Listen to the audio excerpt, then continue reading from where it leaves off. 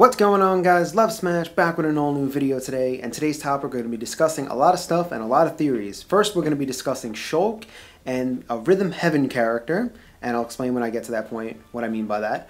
We're also going to be discussing the Rayman trophy that has popped up from last week, and also we're going all the way back to April as request from one of my subs and talk about the trophy quiz rumor. So, I just want to say before we start, like always, all my videos are only speculation and the sharing of ideas and opinions. Nothing is official in any way. So, first we'll start off talking about Shulk and a Rhythm Heaven character. And I said I was going to talk about them in a previous video, so I said, why not? Now's probably the best time to start talking about them. So first let's talk about a Rhythm Heaven representative and the possibility of that. Now, everyone is pretty much speculating that we will indeed get a Rhythm Heaven character as playable, based on the fact that we have the Sneaky Spirit in Smash Run, which we've seen at the playable demo at E3. Now, if you look at every character at the moment that has been confirmed to be playable, out of all 36 of them, every character, with the exception of these 6 with Star Fox, F-Zero, Fire Emblem, Animal Crossing, Wii Fit, and the Punch-Out series, every other character has an enemy in Smash Run from their respective franchises. So this has led a lot of people to believe that, well, there's an enemy in Smash Run from the Rhythm Heaven series, we must be getting a playable character. And a lot of people pretty much either were or still are expecting the Chorus Men based on them being on the infamous leaker's leak. But of course we know the information from the leak is not 100% accurate, especially after Monday's big reveal. So we really can't be too certain if it will in the end be the Chorus Men or not, or if we're even getting a Rhythm Heaven character as playable, which we'll explain later on in the video. But there are so many characters from the Rhythm Heaven franchise, and there really is no set main character from that series. So if there is a character, it'd be hard to just narrow it down to one. So here are some possible choices. Besides the Chorus Men, it could be maybe a combination of Cam, Marshal, and Miss Ribbon fighting as a trio. It could be Marshal on his own fighting. And I just want to bring something up about Marshal really quick. A lot of people are saying he is one of the kids from the Chorus Men. They look very different though. As you see, Marshal has dimples, he has fingers, his feet look different, and the Chorus Men have bow ties, he doesn't. So I just want to clear that up. It could be Rhythm Girl. That could be another option for a playable character. It could even be Karate Joe, who has appeared in all 3 Rhythm Heaven games, and he's an actual fighter, so that could always be the possibility of him making the jump from a Rhythm Heaven character to being playable.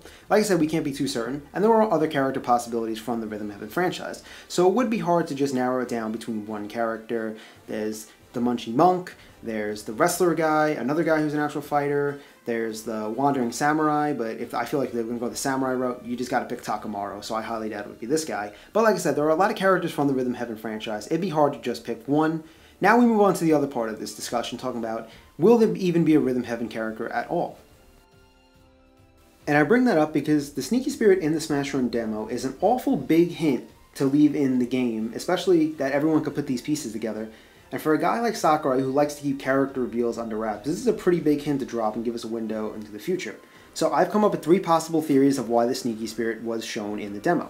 Now, the first theory is that Sakurai wanted us to give us this hint about a possibility of a Rhythm Heaven character. Is that true or not? It fails to be seen. But that's theory number 1. Now moving on to theory number 2, it's that Sakurai either left the Sneaky Spirit in there by accident, or one of the developers did, or it was added in there by accident. Would seem kind of like a far-fetched theory, but it's something to consider nonetheless. Now, moving on to the third theory is that Sakurai is pretty much trolling us with the whole Sneaky Spirit.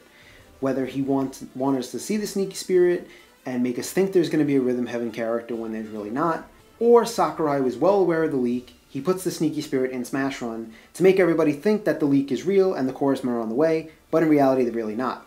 Now, I want to bring up one last point before we end this conversation.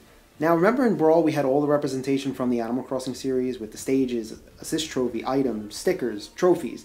Now, we had all that representation in Smash Bros. Brawl, but not a playable character from the Animal Crossing series. So I just wanted to point that out. I'm not comparing the enemies in Smash Run to assist trophy stages and that. I'm just saying just because we have representation from a series or a franchise did not necessarily mean it's going to beckon a playable character. So those are my thoughts regarding the Sneaky Spirit and a Rhythm Heaven character. Now there is the possibility of a Rhythm Heaven character being playable, but yet we can't be 100% certain. But I want to hear what you guys have to say. A lot of people seem to be for Rhythm Heaven and a lot of people seem to be against. So share your thoughts. But now moving on to Shulk. And Shulk is a character, well, we don't have any in-game evidence to go by that would point to Shulk or the Xenoblade Chronicles series. We do have 3 very interesting tweets that I want to talk about. And I have talked about these before in a previous video, but I figured we'd bring them up one last time since we are on the subject of Shulk now. Now, the first tweet came from Sakurai a couple months back where he tweeted a picture of the Minato, which a lot of people seem to think that this hinted towards Shulk's possible inclusion. Then the second tweet, probably the most interesting, came from Shulk's voice actor a couple weeks ago, where Adam Howden said that he did a lot of voiceover work over the past year, and he can't wait to talk about it when he knows his balls won't be cutting off for telling. So this has led a lot of people to interpret that as Shulk is going to be playable in Smash Bros. Because what other game would it be where he would have to keep quiet about providing voiceover work? And the third tweet came from the developers of Xenoblade Chronicles retweeting the news about last Monday's big reveal. So these three tweets have led to the possibility of the inclusion of Shulk. And that was actually the tweet that led a lot of people to believe that Shulk was going to be the character revealed on Monday based on that one and the other two. But of course we know that was not the case on Monday. But now another point I wanted to bring up. Now, before Nintendo bought Monolith Soft from Namco in 2007, there were 4 Xeno games actually made before Xenoblade Chronicles. The first one, Xenogears, was published and developed by Squaresoft, but then the other 3 were all developed by Monolith Soft and published by Namco. So, if Nintendo sees the Xenoblade series as a series where they can produce multiple sequels like that, like their own version of like Final Fantasy or something, and if Sakurai, we know that he chose all the characters at the beginning of development, which is probably sometime of early 2012. Maybe there is a possibility he sees the Xenoblade series for what it could be, and that's why in the end he decided to choose Shulk. Of course we don't know if Shulk is on the way or not, but a lot of people do believe that Shulk is going to be a character reveal. Also, the fact that Xenoblade sold extremely well in Japan, it warranted a North American release date, it was well received, and there is a sequel in the works. You know what, I've actually come around on Shulk. I'm actually now kind of expecting to see him in the upcoming game, and I really am curious to see what his moveset is going to be like. So now let's talk about the Rayman trophy, and a lot of people have been speculating saying that Rayman is going to be playable, and a lot of people are saying no, he's just a trophy. So here's the quote from Sakurai. He said that in order to make Rayman a trophy, they asked Ubisoft for reference materials, and then they sent over a whole 3D model. So it made me think about that. That's pretty crazy that I never expected Sakurai to ever talk to Ubisoft, the French gaming company, in any way. So that's pretty shocking. But here's something I want to bring up to you guys. Now, here are the 2 models of Rayman. The first one was from Monday when it was revealed, and this one was actually from the Facebook page. So here they are side by side. And you could see how different they are. You could see how Rayman's color scheme is off a little bit with his shoes and his face and his hair, the circle on his chest and everything, and his torso is a lot shorter in the other one. So I was very curious of why that was like that. So if anyone can clarify that for me, that'd be great. So when this first happened with Rayman being revealed as a trophy on Monday, I went on a couple articles and I was reading the comments of what people had to say regarding it. Now, it seemed like a lot of people did favor Rayman, think he would make an excellent addition to the roster, while a lot of other people just think that he's going to be a trophy. And the people who said that he should just be a trophy were either saying that after the stunt Ubisoft pulled with Rayman Legends, when it was supposed to be a Wii U exclusive, and then it was ported to every other console, Rayman doesn't deserve to be playable in Smash Bros. Other people were saying the fact that, well, we have 3 third-party characters already, we don't have room for another one, or we really don't need another one. Other people were saying that Rayman isn't on a level of Pac-Man, Mega Man, and Sonic. He's not that iconic as them. Yes, he's the mascot of Ubisoft, but he's not an icon of video games. So the list goes on and on. So there are a lot of theories floating around about this whole Rayman trophy. And the thing I mentioned before that really intrigues me was the fact that Sakurai went to Ubisoft to get Rayman reference material. Now, we don't know what he went to get it for, if it was always intended for trophy use, if Rayman was considered to be a playable character at some point, or maybe Rayman is a playable character now, and this was more like a test the waters type of thing, like Sakurai makes him a trophy, he sees the fan reaction, and decides whether or not to include him. Maybe it's a window of, to the future of DLC, maybe Rayman would be released then. A lot of people are saying that, well, if you have the license to make him a trophy, why not just make him a playable character? So frankly, I don't even know what to think on this whole situation with the Rayman trophy. It's very perplexing.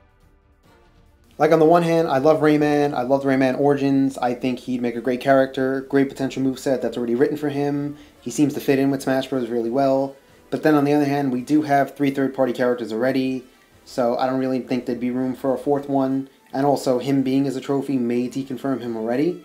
And then I think it's more of him just being in there to show that Ubisoft and Nintendo are on good terms again. Maybe it's like a trade-off thing where you see here like Rayman and Globox had Mario and Luigi costumes in Rayman Legends, so maybe this is like a trade-off. They get the costumes, and then Smash Bros. We get Rayman as a trophy. And then the other theory could be that there are more third-party character trophies on the way. Sakurai may feel like, well, we can't include every character as a playable character, so we'll make them trophies in order to please the fans in some way. But I find that a little unlikely based on the fact that Sakurai has said it's a lot of hoops to jump through to get third-party characters. So I can't imagine he would go through all that just for trophies. But of course, we never know what the true story is. I guess we're just going to have to wait and see and how this plays out in the end with this whole trophy situation. So now let's talk about the trophy quiz rumor. And this was actually a request from one of my subs. Shout out to Next Channel Games Platinum Knight. And for those of you guys who don't know what the trophy quiz rumor is, it was a rumor started back in April of this year after we got the big direct. Now, during the direct, there were these little segments of Guess the Trophy where 4 trophies were shown off, which were Tiki from Fire Emblem series, Pseudo Palutena from Kid Icarus Uprising, Fi from The Legend of Zelda Skyward Sword, and the King Key Hunter from Metroid. So this rumor pretty much came to be because a lot of people were speculating whether there was some significance to these trophies or if they were just any old trophies thrown in there just for the heck of it. Now, when Palutena was revealed, a lot of people may have been thinking, well, Pseudo Palutena was a trophy, so maybe there is some significance to these trophies. But at the same time, Palutena kind of was highly requested and expected based on the whole leaked images at the time, and the fact that she's from Sakurai's game Kid Icarus Uprising. So, there was always that. But now with the additions of Robin and Lucina from the Fire Emblem series, it could possibly hinder at some kind of window into the future with these trophies. Or it could just mean the fact that we have gotten a new Fire Emblem rep in every single Smash Bros. Game. Melee we had Marth and Roy. In Brawl we had Ike as a new addition, and now we have Robin and Lucina as a new one. So it's kind of like, it was kind of like expected with a new Fire Emblem rep. So I wouldn't, right now I'm just calling the whole thing a coincidence. The real test is going to be if we indeed get a new Zelda rep or Metroid rep. With the Metroid rep, it's pretty much up to you guys whether you guys think a certain Metroid representative will be included or not. And with the Zelda series, when I talked about it previously, I said that I really think there's only going to be 5 Zelda reps. We have 4 at the moment. I think Ganondorf will be the last one, and he will be revealed on August 14th with the reveal of Hyrule Warriors. When that game officially comes out in Japan on the 14th, I think Ganondorf is going to be revealed, coincide with that. But like I said, these are just all theories and speculation. We can't be too certain until we get more info in the future, but only time is going to tell with all this stuff. So I want you guys to give me your thoughts on everything regarding the Rayman trophy, the trophy quiz theory, whether or not we will get a Rhythm Heaven character as a playable or not, the whole Shulk thing, which I'm sure a lot of you guys will think Shulk will be included. And this was a thing that's been floating around. A lot of people have been wondering, like, how come Lucina doesn't have one of these things, like how you see Robin has one, Pac-Man, like the full thing with the artwork and everything. On websites, on computers, they don't. But if you look on the iPhone, she actually does, and maybe on other phones as well, I'm not sure. But there you can see it right there. So that was up for debate. But anyway, I wanted to do this. I want to know if you guys can pick one character to be in Smash Bros, excluding third-party characters. What character would you choose? Only one. I want to see who the highly requested character is based on your guys' preferences. And we are nearing the bottom of the barrel of character reveals, so it depends how many more we're going to get. But I just wanted to say that. And also, the last thing I want to say is thank you guys for 1,500 subs. We just hit that today, so thank you guys so much for making the channel grow. And we hit that just today, so thank you guys so much for that.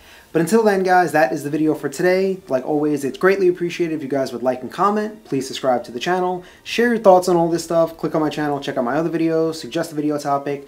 And I'll see you guys when I see you at my next video. But until then, share your feedback on all the stuff I talked about in this video and all your thoughts pertaining to that. Alright, guys? Thank you so much for watching, and I will see you guys later.